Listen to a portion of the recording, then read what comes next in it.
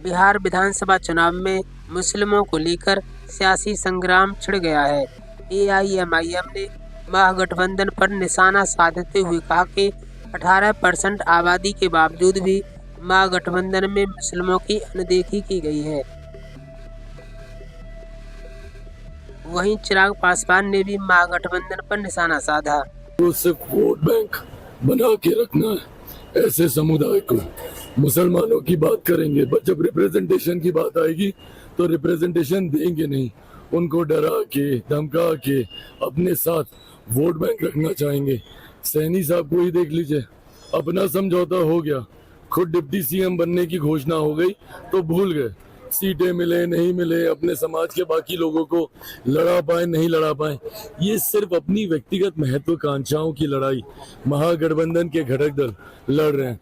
अरे जो लोग अभी तक चुनाव प्रचार में नहीं निकले, ये लोग बिहारियों की चिंता करेंगे। आज से ये लोग चुनाव प्रचार शुरू कर रहे हैं। अभी तक तो भैया हम लोग का गला फंस के ठीक भी होने पे आ गया। हम लोग इतना प्रचार कर चुके हैं और ये लोग अभी तक निकले नहीं है। इन लोगों को सिर्फ आपसी महत्वाकांक्षाओं की लड़ाई लड़नी है बिहारियों से। बिल्कुल मुसलमानों को समझना चाहिए ना भैया, कौन मुसलमानों की बात कर रहा है, ये वही राजद है ना। 2005 में मेरे पिता ने कहा था ना कि भाई एक मुसलमान को आप मुख्यमंत्री बना दीजिए। क्यों नहीं बनाए थे बताइए? अगर इतने ही मुसलमान के हितैषी बने फिरते हैं, क्यों नहीं है उस वक्त एक मुसलमान मुख्यमंत्री बना दिए थे? अगर उस वक्त बनाते तो सही मायनों में समझ में आता कि भैया इनका समर्पण है मुसलमानों के प्रति।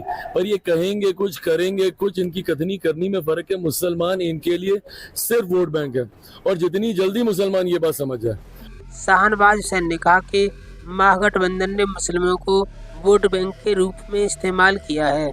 महागठबंधन ने ये सोच लिया है कि माइनॉरिटीज़ के लोगों की कोई वैल्यू नहीं है।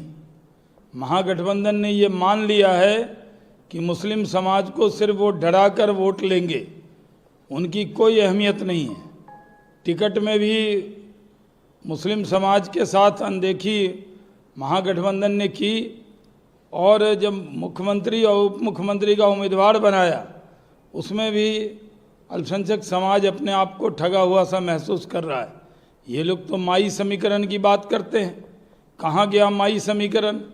अब तो मुकेश सहनी और तेजस्वी यादव खुद अपने नाम का ऐलान कर बैठे और उसके बाद पूरे उनके वोट बैंक में बहुत ज़बरदस्त निराशा है।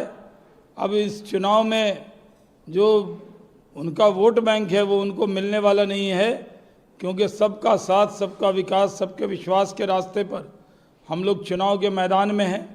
नीतीश कुमार ने न्याय के साथ विकास किया है। हम लोगों ने कोई भी योजना चलाई है उसमें कोई भेदभाव नहीं किया है, सबको एक नज़र एक निगाह से देखने का काम किया।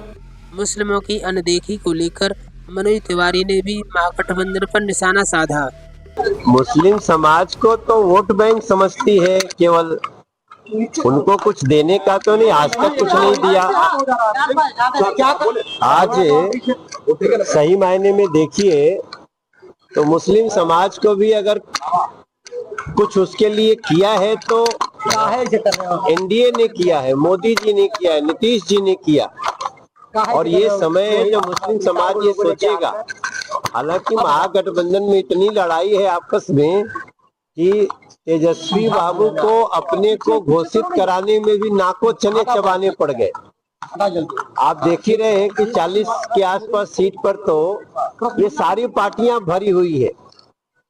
तो इनके महागठबंधन में अब सब कुछ ठीक नहीं है।